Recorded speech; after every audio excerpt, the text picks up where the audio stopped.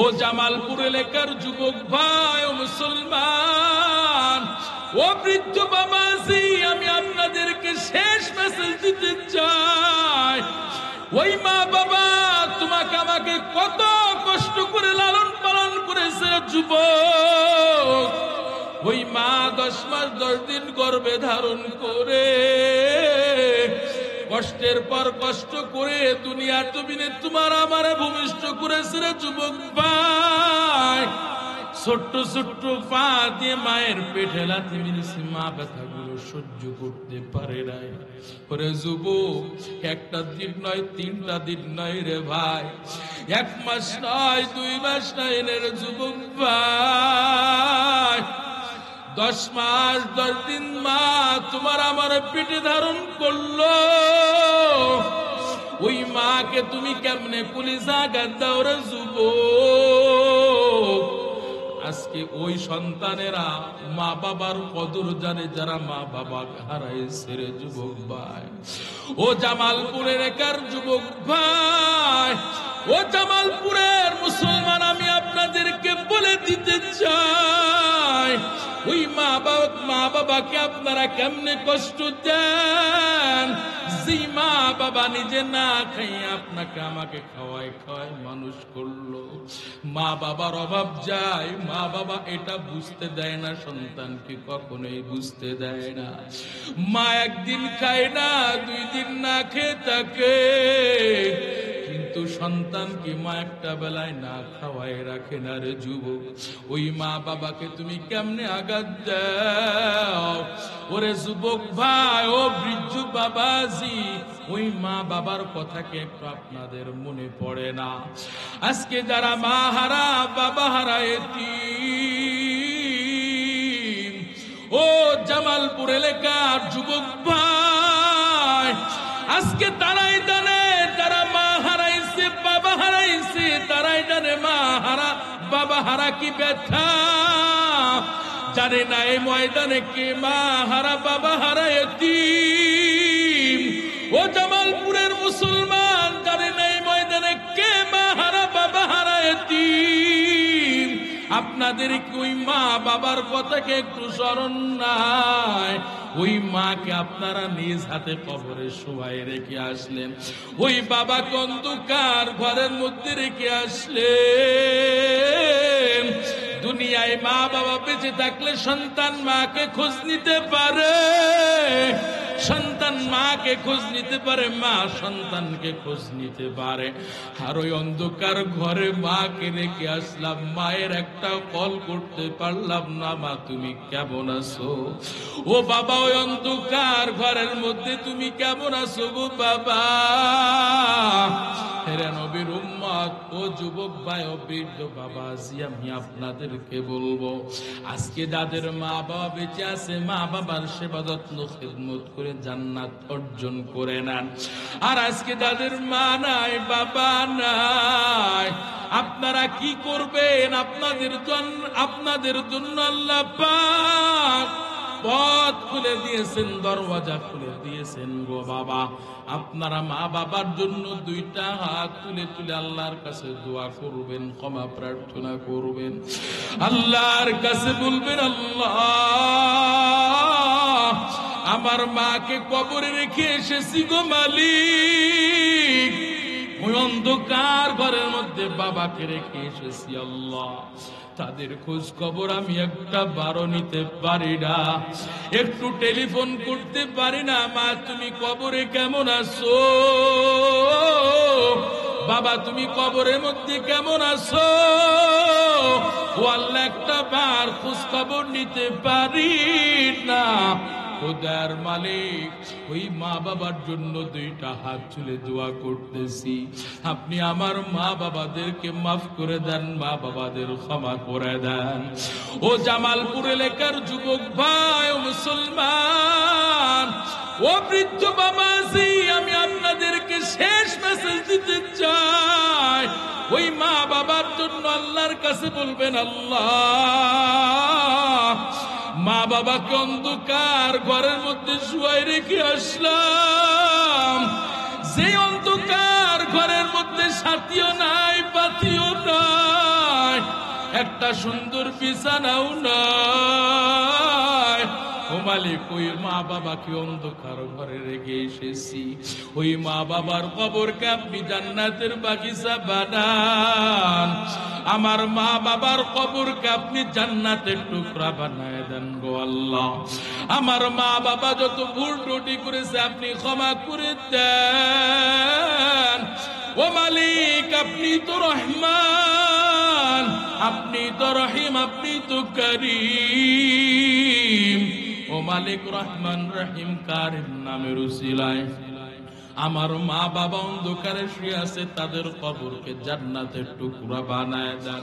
আল্লাহ পাক মহাগ্রন্থ আল কুরআনুল কারীমের ২৭ নম্বর পারার ২ নম্বর পৃষ্ঠা সূরা যারিয়াতের মধ্যে আল্লাহ জানান, আল্লাহ বলেন, ওয়ামা খালাকতুল জিন্না ওয়াল ইনসা ইল্লা وما خلقت الجن والإنس إلا ليعبدون।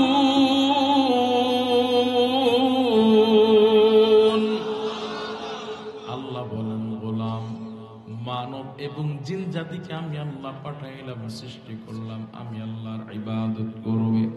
আল্লাহ পাক সূরা বাকারা ৩০ নম্বর আয়াতে জানায় দেন, يا أيها الناس اعبدوا ربكم الذي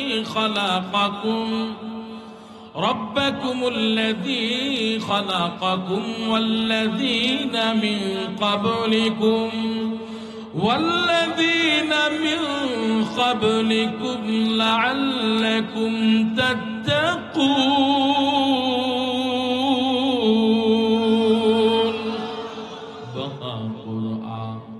কালামুল্লাহ বসনো কদিমাস্তি নেই। ভাইরা আমার, আল্লাহ পাক জানাই দিলেন, ইয়া আইয়ুহান নাস উবুদু, হে মানুষরা তোমরা আমি আল্লাহর ইবাদত করবা। কেন করবা? আমি আল্লাহ তোমাদেরকে সৃষ্টি করলাম, তোমাদের পূর্ববর্তী যারা ছিল সকলকে আমি আল্লাহ সৃষ্টি করলাম। এরে নবীর উম্মতের দল, এই যে আমরা ঈশার নামাজ আদায় করেছি, ঈশার নামাজ আদায় করেছি, ইতিপূর্বে আমরা মাগরিবের নামাজ আদায় করলাম। মাগরিবের ১ ঘন্টা আগে আমরা আসরের নামাজ আদায় করলাম। ইতিপূর্বে আমরা যোহরের নামাজ আদায় করেছি, যোহরের নামাজের পূর্বে আমরা ফজরের নামাজ আদায় করেছি। এরে নবীর উম্মত, জবান খুলে বলবেন, এই নামাজগুলো আদায় করেছি কার খুশি করার জন্য? জবান খুলে বলেন, কার খুশি করার জন্য? আল্লাহ পাক জানাই দেন, পয়গম্বর আপনি উম্মতদের মাঝে মেসেজ দেন, উম্মতদেরকে জানায়া দেন, আপনি আমার বান্দাদেরকে জানায়া দেন, আমার বান্দা যে নামাজ আদায় করবে, আমার বান্দা জিকির করবে, এটা মানুষের দেখানোর জন্য হবে না। আমার বান্দা ৫ ওয়াক্ত নামাজ পড়বে, এটা কোনো মানুষের খুশি করার জন্য হবে না। আমার বান্দা যাকাত দিবে, এটা মানুষকে বোঝানোর জন্য, দেখানোর জন্য করবে না। আমার বান্দা লক্ষ লক্ষ টাকা খরচ করে হজে যায়, মানুষেরা হাজী সাহেব বলে ডাকবে, মনটা বড় খুশি। মানুষেরা হাজী সাহেব বলে ডাকবে, এই জন্য আমার বান্দা মানুষকে দেখানোর জন্য, মানুষকে বোঝানোর জন্য হজে যাইবে না। এরে নবীর উম্মতের দল, আল্লাহ বলেন, পয়গম্বর আপনি আমার উম্মতদেরকে জানায় দেন, আপনি আমার বান্দাদেরকে জানায় দেন, আমার বান্দা যে নামাজ আদায় করবে, জিকির আজকার তাসবিহ তাহলিল পাঠ করবে, যত নেক আমল আছে যা পালন করবে, এমন কি আমার বান্দা দুনিয়ার জমিনে ইসলামের পথে চলতে গিয়ে যত বাধা বিপত্তি আছে, যত ত্যাগ শিকার আছে, সব কিছু আমি আল্লাহ তাআলার জন্য হবে। আমার বান্দা দুনিয়ার জমিনে বেঁচে থাকবে, দুনিয়া থেকে বিদায় হয়ে যাবে, সব কিছু আমি আল্লাহ তাআলার জন্য হবে। আল্লাহ বলেন, কুল ইন্না সালাতি ওয়া নুসুকি ওয়া মাহইয়ায়া ওয়া মামাতি ওয়া মাহইয়ায়া ওয়া মামাতি লিল্লাহি রাব্বিল আলামিন।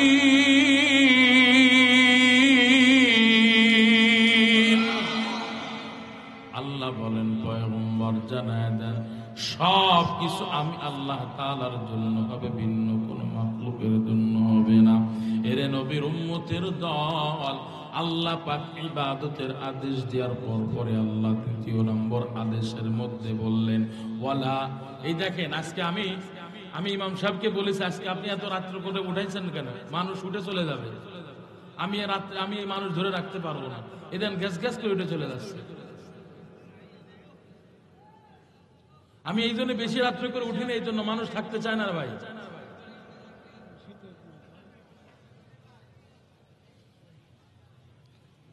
আল্লাহ পাক দ্বিতীয় নাম্বার আদেশের মধ্যে জানায় দেন ওয়ালা তুশরিকু বিহি শাইআ। ও গোলাম, আমি আল্লাহ তাআলার সাথে তোমরা শিরক করবা না। আজকে যাদের সন্তানাদি হয় না, আজকে যাদের আল্লাহ পাক নিঃসন্তান অবস্থায় দুনিয়ায় রেখেছেন, আজকে আমরা আল্লাহর কাছে সন্তান না চেয়ে আমরা পীরের কাছে যে সন্তান চাই, মাজারের কাছে যে সন্তান চাই।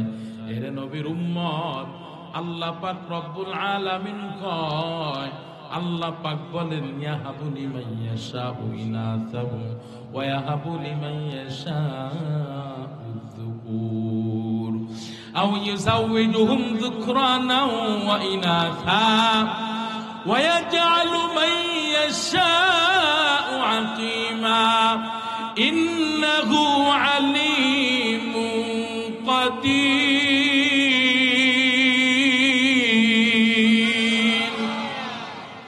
আল্লাহ বলেন, গোলাম, আমি আল্লাহ চাইলে কাউকে পুত্র সন্তান দান করি, আবার কাউকে আমি আল্লাহ কন্যা সন্তান দান করি। আমি আল্লাহ চাইলে আবার এই দুই সন্তানের মধ্যে কাউকে কোনোটাই দিই না। জবান খুলে বলেন, হুকুম করেছেন কে? এরে নবীর উম্মতের দল, সব কিছু আমার আল্লাহর হাতে। সন্তান দেওয়ার মালিক ওই মাজারওয়ালা না, সন্তান দেওয়ার মালিক ওই পীর বাবাই না, সন্তান দেওয়ার মালিক জবান খুলে বলেন কে? পয়গম্বর ইব্রাহিম আলাইহিস সালাতু ওয়াস সালামের ঘটনা কে না জানে রে বাবা? বলবো? থাকবেন তো না ভাগবেন? দুইটা হাত তুলেন, আল্লাহু আকবার বলেন। নারে তাকবীর, নারায়ে তাকবীর। দিন ইসলাম, দিন ইসলাম। নারে তাকবীর। আজকের মাহফিল চলবে চলবে। নারে তাকবীর।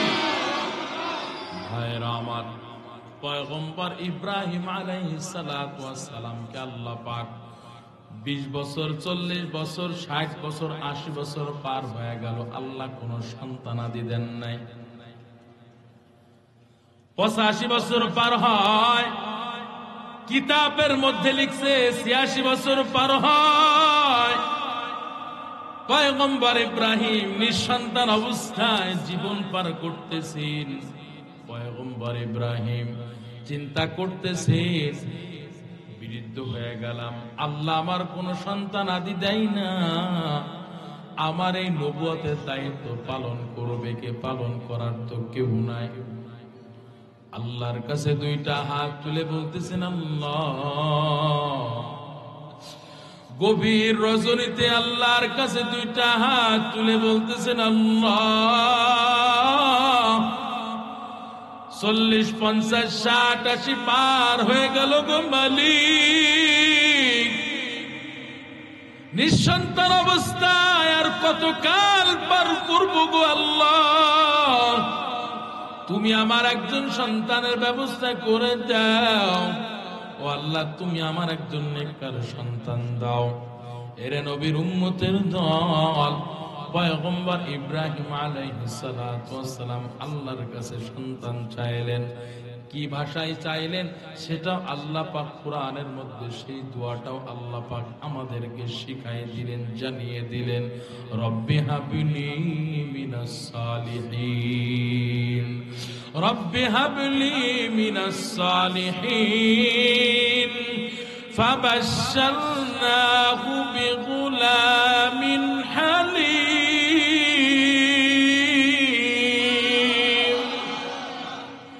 আল্লাহ পাক কয়, ও পয়গম্বর, বৃদ্ধ অবস্থা আমি আল্লাহ তাআলার কাছে আপনি সন্তান চাইলেন, আমি আল্লাহ ফাবাশশারনাহু, আমি আল্লাহ আপনাকে সুসংবাদ দিলাম, পুত্র সন্তানের সুসংবাদ দিলাম।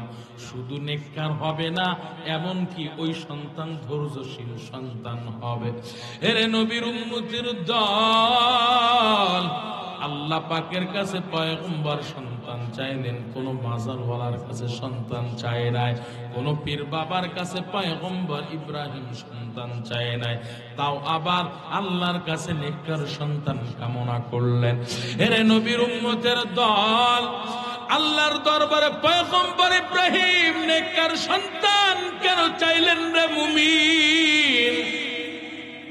কেন নেককার সন্তান চাইলেন?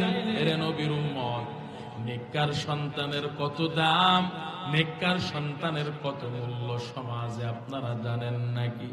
এরে নবীর উম্মতের দল, নেককার সন্তানের কত দাম। ওই মা বাবা জানে, যেই মা বাবার সন্তান মা বাবার অবাধ্য হয়ে চলে, ওই মা বাবাই জানে নেককার সন্তানের কত মূল্য, কত দাম। ওই মা বাবাই জানে নেককার সন্তানের কত দাম। যেই মা বাবার সন্তান 10 বছর পার হয় নাই, 12 বছর পার হয় নাই, কেবল মাত্র বোঝা শিখেছে, এই সন্তান অসৎ সঙ্গের সাথে মিশে যখন সর্বনাশ হয়ে গেছে, অসৎ সঙ্গের সাথে মিশে যখন নেশাখোর হয়ে গেছে, ইয়াবাখোর, গাঞ্জাখোর, ট্যাবলেট মদখোর হয়ে গেছে, ওই মা বাবাই জানে পৃথিবীর জমিনে নেককার সন্তানের কত দাম। কথা বলেন ঠিক কিনা? এরে নবীর উম্মতের দল, পয়গম্বর ইব্রাহিম আল্লাহর কাছে সন্তান চায়। ওরে যুবক ও বৃদ্ধ বাবাজি, আর আজকে আমরা সন্তান না হইলে পীরের কাছে সন্তান চাই, মাজারওয়ালার কাছে সন্তান চাই। আসলে মাজারওয়ালা পীর বাবায় সন্তান দেওয়ার মালিক না। জবান খুলে বলেন, সন্তান দেওয়ার মালিক কি? আল্লাহ এবার 3 নাম্বার আদেশ করলেন। 1 নাম্বার আদেশ করেছিলেন, গোলাম তোমাদেরকে সৃষ্টি করেছে ইবাদতের জন্য, তোমরা ইবাদত করবা। 2 নাম্বার, তোমরা ইবাদত করতে গিয়ে কখনোই কোনো অবস্থাতেই তোমরা শিরিক করবা না। এরে নবীর উম্মত, আল্লাহ পাক এবার 3 নাম্বার আদেশ করলেন, ও গোলাম, যাদের মা বাবা দুনিয়ার জমিনে বেঁচে আছে, তোমরা মা বাবার সেবা যত্ন করবা, খেদমত করবা।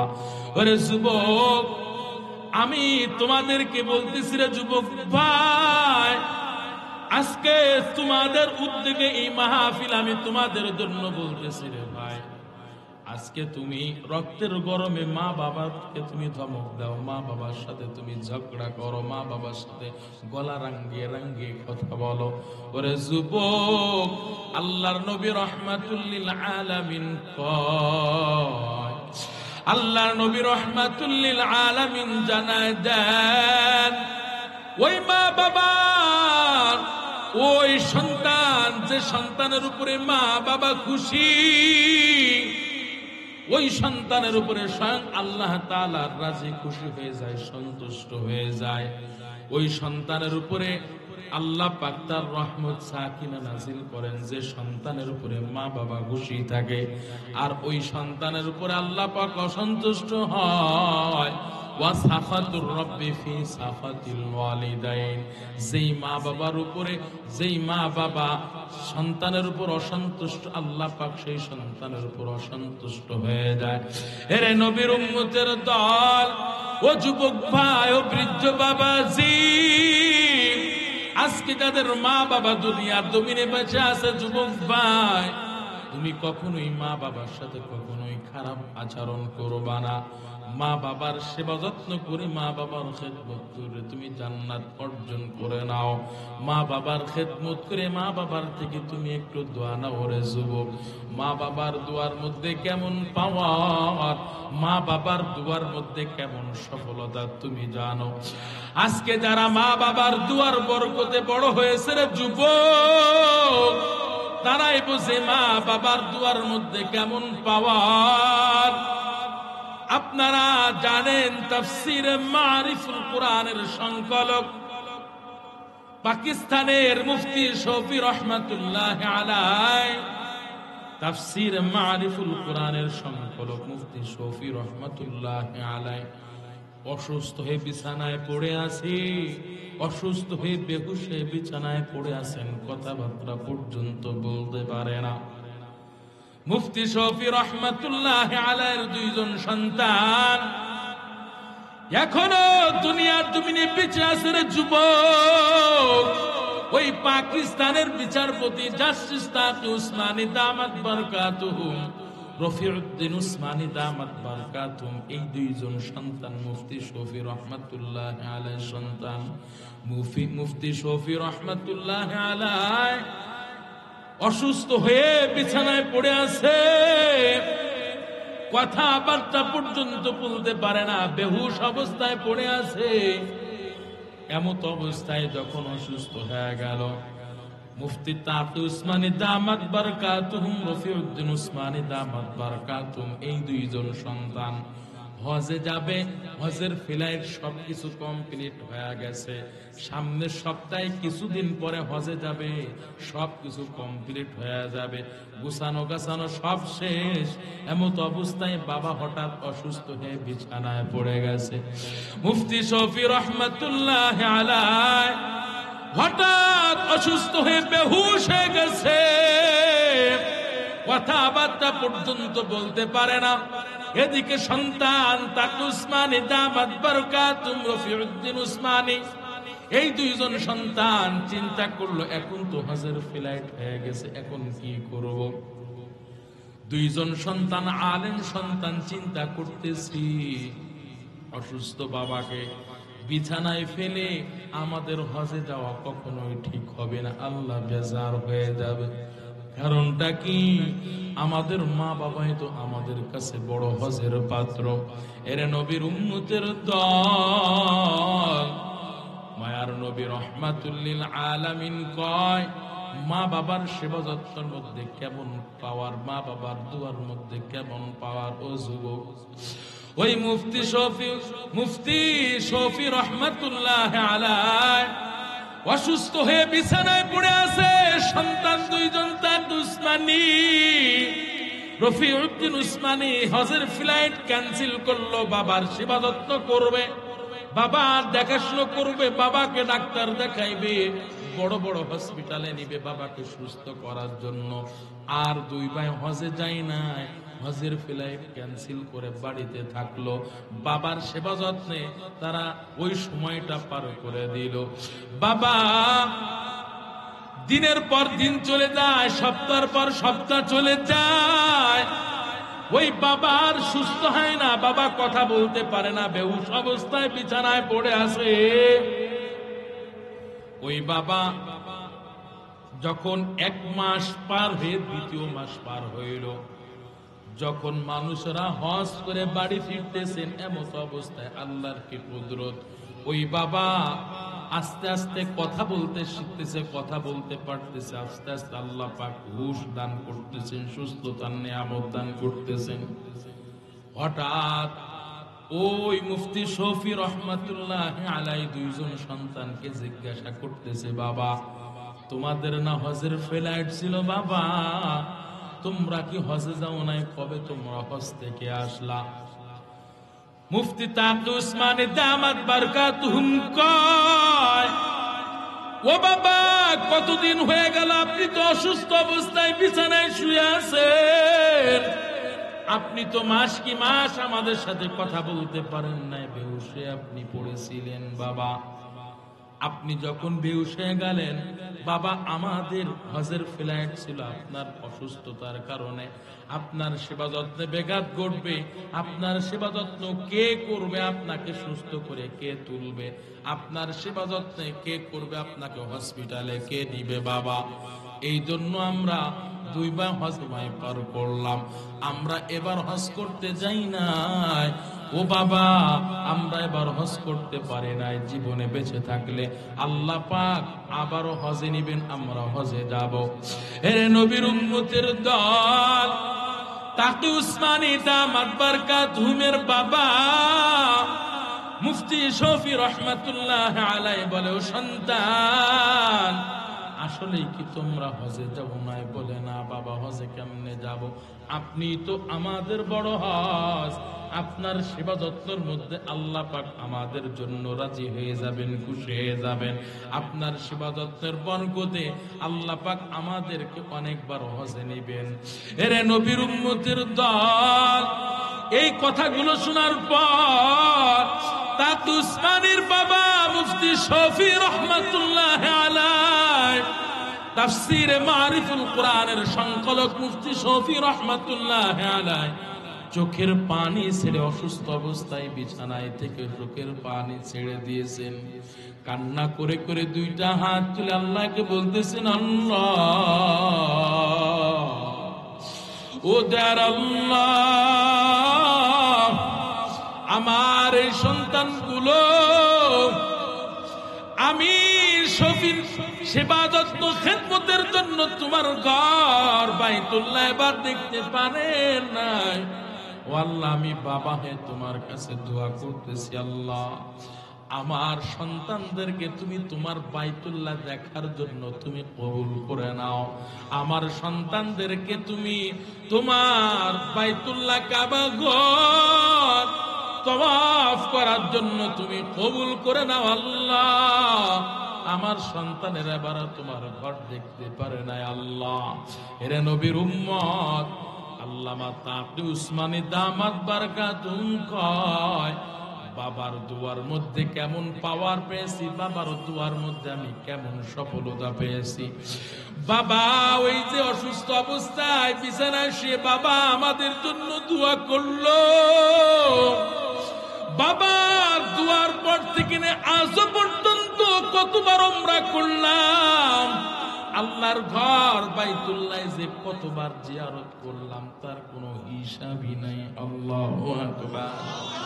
এর নবীর উম্মত, এটাই হলো মা বাবার সেবা যত্ন খেদমতের ফলাফল। ওরে যুবক, আজকে তুমি মা বাবার সাথে অসৎ আচরণ করো, মা বাবার সাথে তুমি খারাপ আচরণ করে চলো। রে যুবক, তুমি কি জানো না আল্লাহ পাক সূরা বানী ইসরাঈলের মধ্যে তোমার জন্য 5টা আদেশ করলেন। আল্লাহ বলেন, ইম্মা ইয়াবলুগান্না ইনদাকাল কিবারা আহাদুহুমা আও কিলাহুমা ফালা তাকুল লাহুমা উফফিন ওয়ালা তানহারহুমা ওয়া কুল লাহুমা কাওলান কারীমা ওয়াগফির লাহুমা জানাহাদ যুল্লি মিনার রাহমাতি ওয়া কুর রাব্বিরহামহুমা কামা রাব্বায়ানি সগীরা। ওরে যুবক, তোমার জন্য আল্লাহ 5টা আদেশ করেছেন না যুবক ভাই। আজকে যাদের মা বাবা দুনিয়ার জমিনে বেঁচে আছে রে যুবক ভাই, আল্লাহ পাক সূরা বানী ইসরাঈলের মধ্যে জানায় দেন, এরে গোলাম, বলবো শোনার পক্ষে কারা কারা 2টা হাত তোলেন তাড়াতাড়ি। সুবহানাল্লাহ, আল্লাহু আকবার। আরেকটা আওয়াজ করে বলেন আল্লাহু আকবার। আমার খারাপ লাগে? মজা লাগে? মোনাজাত দিব? ওরে বাবা, এরা দেখি আমার থেকে পাওয়ার বেশি। ভাইরা আমার, আল্লাহ পাক 3 নাম্বার আদেশ করলেন, গোলাম মা বাবা যাদের বেঁচে আছে মা বাবার সেবা যত্ন করবা, খিদমত করবা। আল্লাহ 1 নাম্বার আদেশ বললেন, ইম্মা ইয়াবলুগান্না ইনদাকাল কিবারা আহাদুহুমা আও কিলাহুমা ফালা তাকুল লাহুমা উফ। আল্লাহ বলেন মা বাবার মধ্যে একজন অথবা দুইজন, মা বাবার মধ্যে একজন অথবা দুইজন যখন বৃদ্ধ বৃদ্ধার জীবনে পৌঁছাইবে রে গোলাম, ওই মা বাবার সাথে কখনোই তুমি খারাপ আচরণ করতে পারবা না। তোমার উপরে কষ্ট পেয়ে তো উফ শব্দ পর্যন্ত করা তো দূরের কথা। আল্লাহ বলেন ফালা তাকুল্লাহুমা উফ, ওই মা বাবার সামনে তুমি উফ শব্দ পর্যন্ত করতে পারবা না। জবান খুলে বলেন হুকুম করেছেন কে? বৃদ্ধ মা বাবা তোমার উপরে উফ শব্দ পর্যন্ত করা তো দূরের কথা, তুমি মা বাবার সামনে উফ শব্দ পর্যন্ত করতে পারবা না রে গোলাম। আল্লাহ পাক এবার 2 নাম্বার আদেশ জানাইছেন। আল্লাহ বলেন ফালা তাকুল্লাহুমা উফি ওয়ালা তানহারহুমা, মা বাবা বৃদ্ধ মা বাবার সাথে কখনোই তুমি ধমক আচরণে কথা বলতে পারবা না। জবান খুলে বলেন এত সুন্দর কথা কে বলেছে? ওয়ালা তানহারহুমা, আমার কথাগুলো যদি তোমার কাছে বানোয়াট মনে হয়, ওরে যুবক আমার কথাগুলো যদি তোমার কাছে বানোয়াট মিথ্যা মনে হয়, তুমি আজকে বাড়িতে যাও, বাসায় চলে যাও। বাসায় যাওয়ার দরকার নাই, মোবাইলটা আছে তুমি ডাউনলোড করো, কোরআন শরীফ ডাউনলোড করে দেখো। আল্লাহ পাক 15 নম্বর পারা 3 নাম্বার পৃষ্ঠা সূরা বানী ইসরাঈলের মধ্যে আল্লাহ কি বললেন একটু দেখে নাও। ওয়ালা তানহারহুমা, মা বাবার সাথে কখনোই তুমি ধমক আচরণে কথা বলতে পারবা না। কেমন আচরণে কথা বলবা সেটাও আল্লাহ পাক 3 নাম্বার আদেশের মধ্যে জানায় দিলেন। আল্লাহ বলেন গোলাম ওয়াকুল লাহুমা কওলান কারীমা, কেমন আচরণে কথা বলবা? আল্লাহ বলেন কওলান কারীমা, মা বাবার সাথে তোমরা নম্র ভদ্র ভাষায় কথা বলবা, কোমল হৃদয় নিয়ে কথা বলবা, সম্মান সূচক ভাবে কথা বলবা। এমন ভাবে আচরণ করবা না যে মা বাবা তোমার উপরে কষ্ট পায়, তোমার উপরে মা বাবা একটু নারাজ হয়ে যায়, বেইজ্জতি হয়, অসম্মানী হয়। এমন কাজ তোমরা কখনোই করবা না। মা বাবার সাথে যখন কথা বলবা কওলান কারীমা, নম্র ভদ্র ভাষায় সম্মান নিয়ে কথা বলবা। জবান খুলে বলেন এত সুন্দর আদেশ করেছেন কে?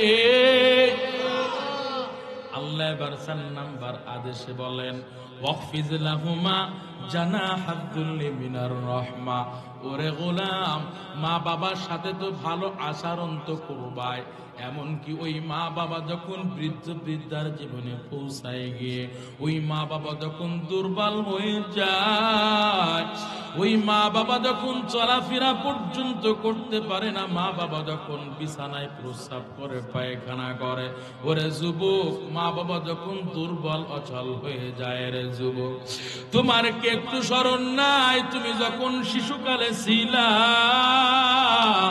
কতবার মায়ের কোলে তুমি প্রস্রাব করে দিয়েছো, টয়লেট করে দিয়েছো? ওই মা তোমার প্রতি রাগান্বিত হয় নাই? বাবাকে একবার আব্বু আব্বু বলো নাই, বরং শত শতবার আব্বু আব্বু বলেছো।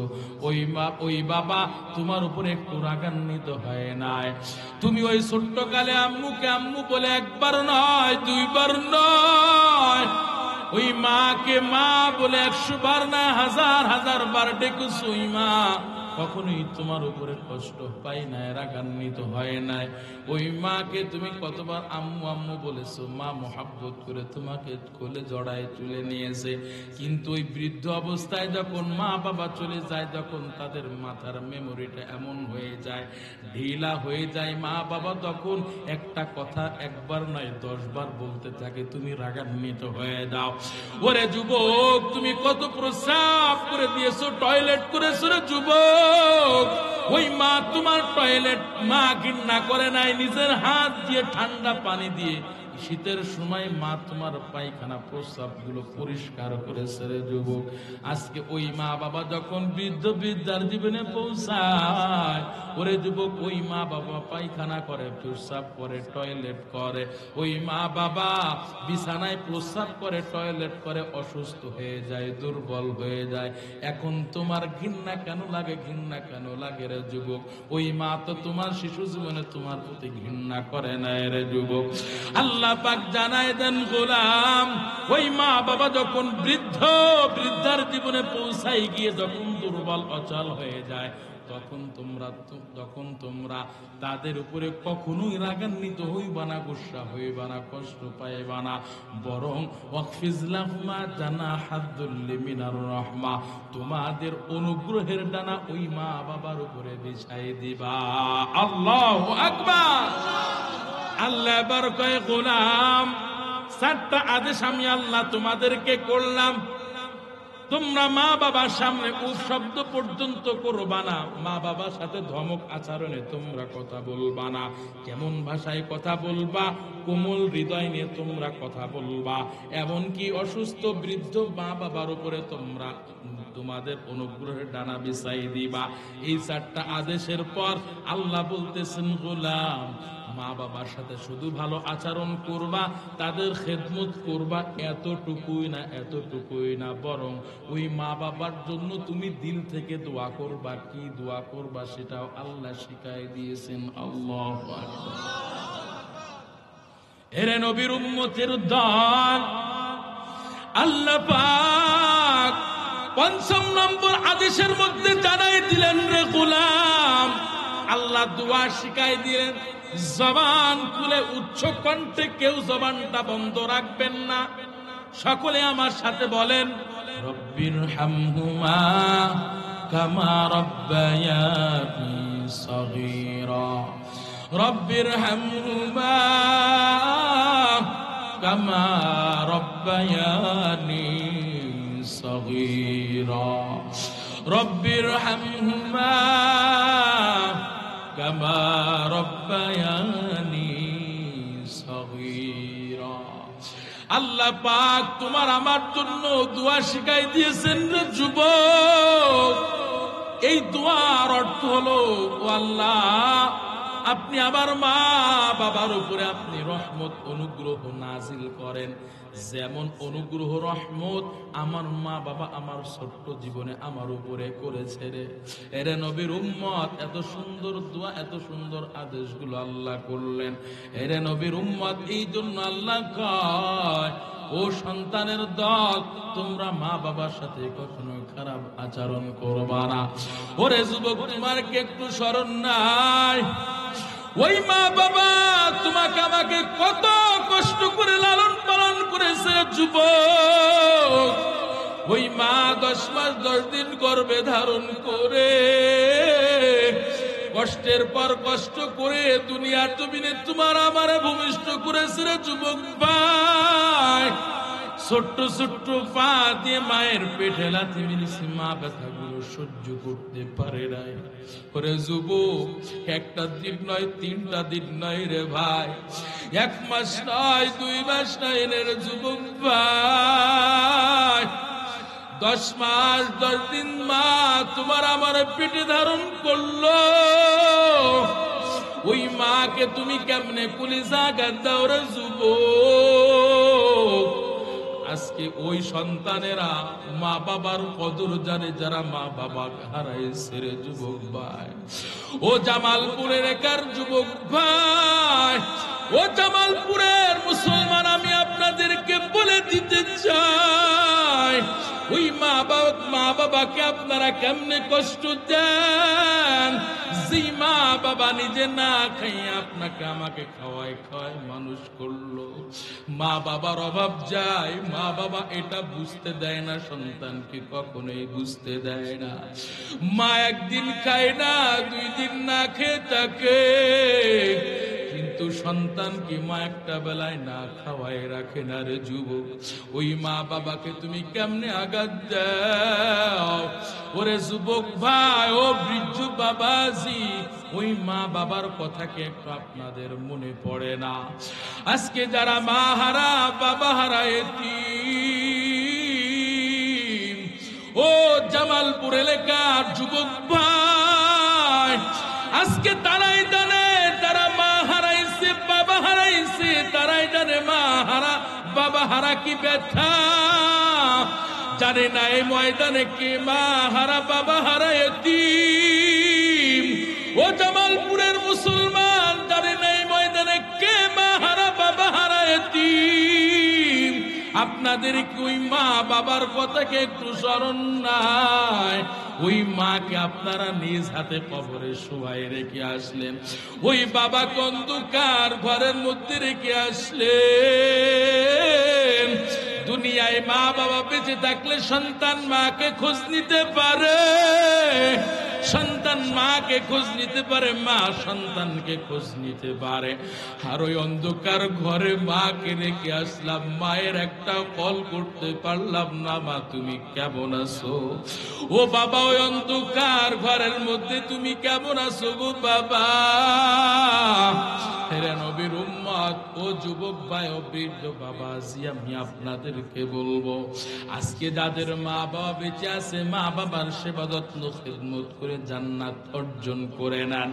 আর আজকে যাদের মা নাই বাবা নাই, আপনারা কি করবেন? আপনাদের জন্য আল্লাহ পাক পথ খুলে দিয়েছেন, দরওয়াজা খুলে দিয়েছেন গো বাবা। আপনারা মা বাবার জন্য দুইটা হাত তুলে তুলে আল্লাহর কাছে দোয়া করবেন, ক্ষমা প্রার্থনা করবেন, আল্লাহর কাছে বলবেন, আল্লাহ আমার মাকে কবরে রেখে এসেছি গো মালিক, ওই অন্ধকার ঘরের মধ্যে বাবাকে রেখে এসেছি আল্লাহ, তাদের খোঁজ খবর আমি একটা বারো নিতে পারি না, একটু টেলিফোন করতে পারি না। মা তুমি কবরে কেমন আছো? বাবা তুমি কবরের মধ্যে কেমন আছো? ও আল্লাহ একটা বার খোঁজ খবর নিতে পারি না। খোদার মালিক, ওই মা বাবার জন্য দুইটা হাত তুলে দোয়া করতেছি, আপনি আমার মা বাবাদেরকে মাফ করে দেন, মা বাবাদের ক্ষমা করে দেন। ও জামালপুর এলাকার যুবক ভাই, ও মুসলমান, ও বৃদ্ধ বাবাজি, আমি আপনাদেরকে শেষ মেসেজ দিতে চাই। ওই মা বাবার জন্য আল্লাহর কাছে বলবেন, আল্লাহ মা বাবাকে অন্ধকার ঘরের মধ্যে শুয়াই রেখে আসলাম, যে অন্ধকার ঘরের মধ্যে সাথীও নাই, পাতিও নাই, একটা সুন্দর বিছানাও নাই। ও মালিক, ওই মা বাবাকে অন্ধকার ঘরে রেখে এসেছি, ওই মা বাবার কবরকে আপনি জান্নাতের বাগিচা বানান, আমার মা বাবার কবরকে আপনি জান্নাতের টুকরা বানায় দেন গো আল্লাহ।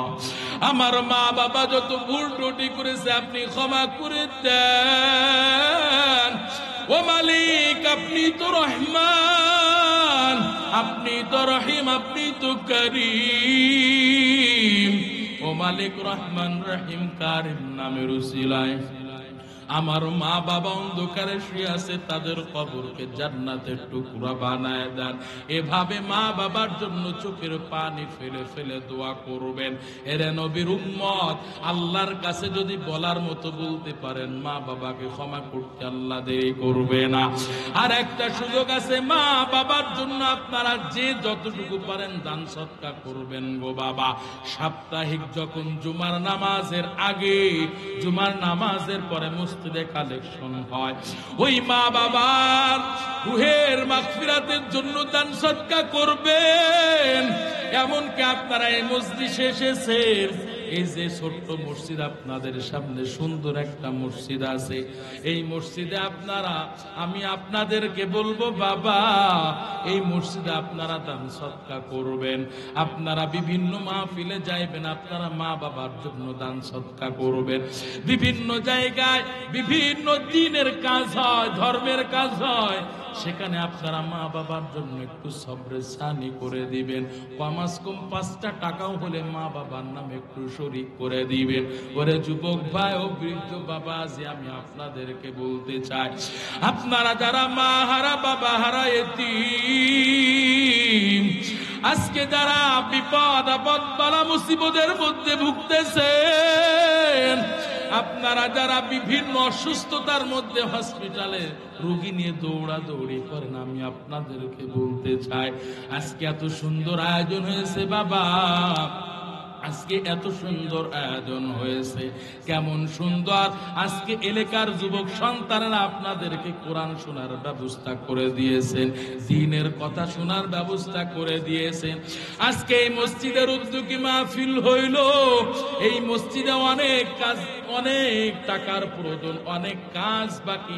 আপনাদেরকে একটু, আপনাদের জন্য নয়, এই মসজিদের জন্য একটু আমি আপনাদের কাছে শেষ বেলায় হাত পাততে চাই।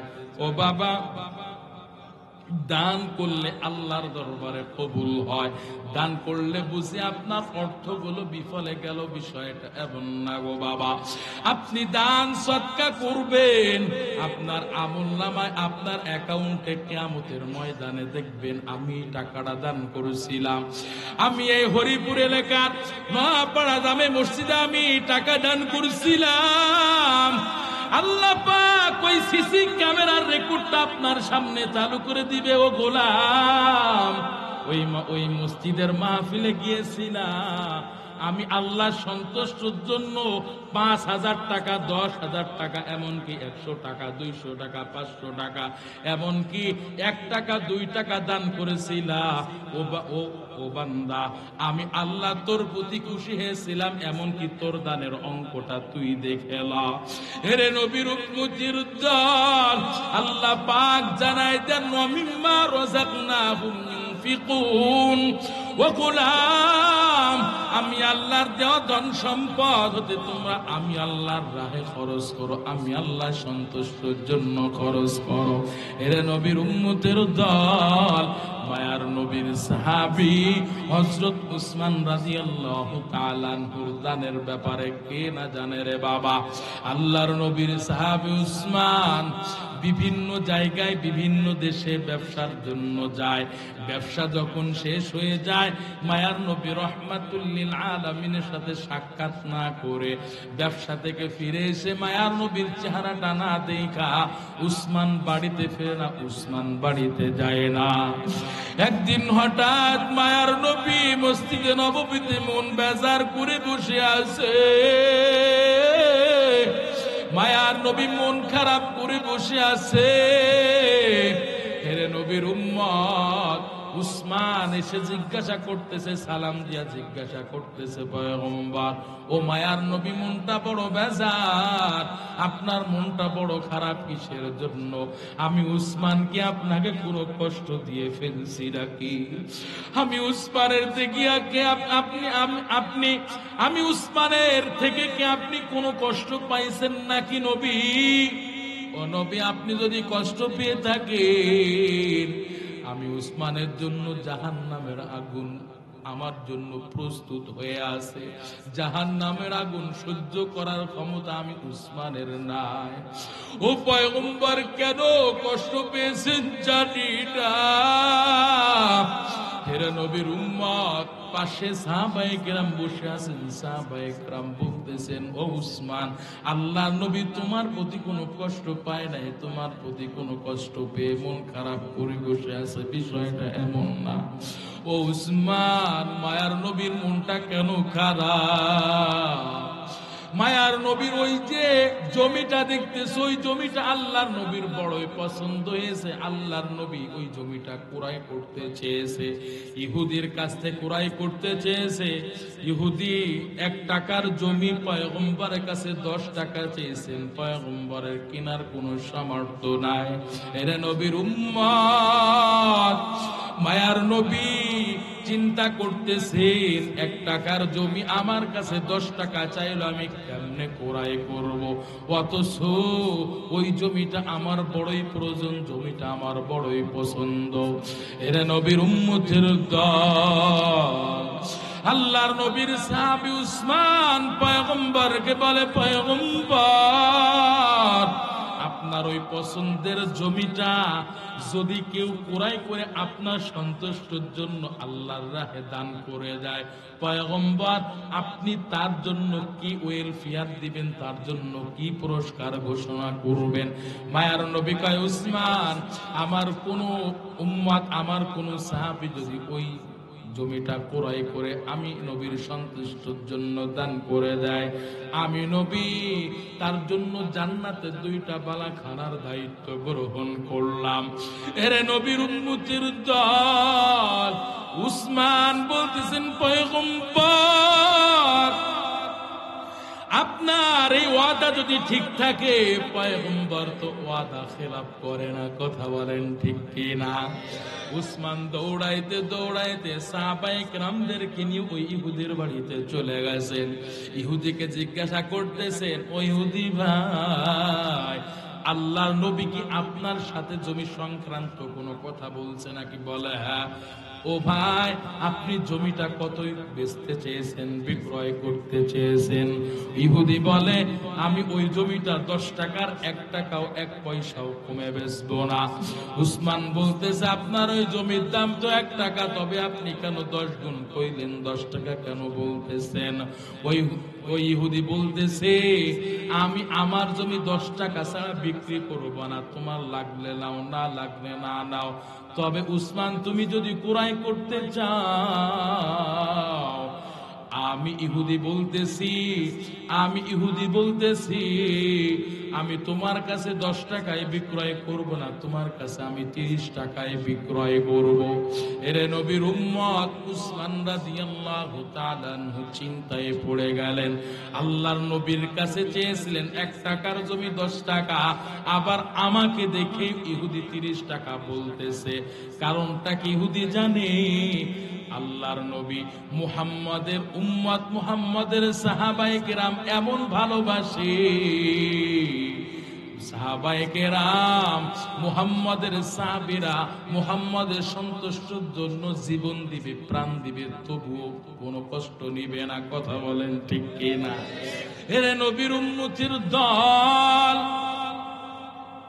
আল্লাহর নবীর সাহাবী উসমান চিন্তা করতেছে, 30 টাকার জমি যদি 60 টাকাও চায়, 1 টাকার জমি 10 টাকার জায়গায় 30 টাকা চাইলে, 30 টাকার জায়গায় যদি 60 টাকাও বলে, তবু আমি আল্লাহর নবীর সন্তুষ্টির জন্য 60 টাকা আমি ক্রয় করতে বাধ্য। আল্লাহু আকবার।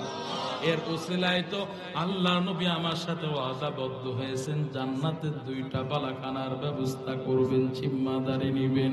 এই লোভে মায়ার নবীর সাহাবী উসমান ওই জমিটা 30 টাকায় ক্রয় করে নিলেন। 30 টাকায় ক্রয় করার পর মায়ার নবীর দরবারে এসে হাজির। মায়ার নবীকে বলতেছেন, পয়গম্বর, আমি আপনার সন্তুষ্টির জন্য আল্লাহর রাহে ওই জমিটা আমি দান করে দিলাম। আল্লাহু আকবার। এবার আল্লাহর নবী জিজ্ঞাসা করতে, উসমান, ওই জমিটা কত টাকায় ক্রয় করেছে? উসমান কোনো কথা বলে না। আল্লাহর নবীর অন্যান্য সাহাবীরা বলতেছে, পয়গম্বর, আপনার উসমান ওই জমি 30 টাকায় ক্রয় করেছে। এটা শুনে তো আল্লাহর নবী আশ্চর্য হয়ে গেছে। 1 টাকার জমি 10 টাকা, সেই জায়গায় 30 টাকায় ক্রয় করে আবার দান করে দিল। এরে নবীর উম্মতের দল। মায়ার নবী উসমানের প্রতি এত খুশি, কেমন খুশি হয়ে গেছেন, আল্লাহর কাছে 2টা হাত তুলেছেন। আল্লাহ, উপস্থিত সাহাবায়ে কিরামদের কিনে আপনার দরবারে হাত তুলেছি গো আল্লাহ, আমার সাহাবী উসমানের প্রতি আমি এত খুশি হয়ে গেছি আল্লাহ, আমার সাহাবী উসমানের জন্য আল্লাহ আপনি জান্নাতের দুইটা বালাখানা দান করবেন আল্লাহ। ও মালিক, আমার সাহাবী উসমানের প্রতি আমি খুশি হয়ে গেছি। এই কথা বলতে না বলতে আল্লাহ পাক জিব্রাইল আমিনকে আল্লাহর নবীর কাছে পাঠিয়ে দিলেন। জিব্রাইল আমিন এসে বলতেছেন, পয়গম্বর আপনার আর দোয়া করা লাগবে না, আপনার আর দোয়া করা লাগবে না গো মায়ার নবী, আপনার উসমানের প্রতি আপনি শুধু খুশি হন নাই, সাহাবায়ে কেরাম শুধু খুশি হয় না, বরং আসমানের ফেরেশতা সহ আল্লাহ পাক উসমানের দানের প্রতি খুশি হয়ে গেছেন। আল্লাহু আকবার। আল্লাহ উসমানের দানের প্রতি এত খুশি, আল্লাহ পাক ওই জমিনটাকে এমন ভাবে কবুল করেছেন, ওই জমিনটাকে আল্লাহ পাক এমন ভাবে মাকবুলিয়াত দান করেছেন, ওই জমিনটার উপাধি আল্লাহ পাক নিজেই দান করেছেন। ওই জমিনটা, যেই জমিনটা ওসমান আপনার সন্তুষ্টর জন্য আল্লাহর রাহে দান করে দিয়েছেন, ওই জমিটা দুনিয়ার জমিনে সাধারণ কোনো জায়গা হবে না, ওই জমিনটা দুনিয়ার সাধারণ কোন জমিন হবে না। আল্লাহ পাক বলে দিয়েছেন, আজ থেকে এই জমিনটা আল্লাহ পাক এমন ভাবে কবুল করেছেন, এই জমিনটার নাম আল্লাহ দিয়েছেন রিয়াজুল জান্নাহ। আল্লাহু আকবার। আল্লাহ পাক দুনিয়ার জমিনে জান্নাতের অংশ বানায় দিয়েছেন। আজকে যারা আপনারা হজে গিয়েছেন, আল্লাহর নবীর রওজার পাশে যে রিয়াজুল জান্নাহ আছে, এটাই মূলত সেই উসমানের দান করা জমি রে ভাই। এই জমিটা আল্লাহ পাক রিয়াজুল জান্নাহ, জান্নাতের অংশ টুকরা বানায় দিয়েছেন। ওখানে নামাজ পড়ার জন্য হাজিরা সিরিয়াল দিয়ে দিয়ে ওখানে নামাজ আদায় করে রে ভাই। আল্লাহর কাছে চাওয়া পাওয়া, আল্লাহর কাছে চায়, আল্লাহর কাছে কান্নাকাটি করে ওই রিয়াজুল জান্নাহর মধ্যে। আমি আপনাদের মধ্যে আল্লাহ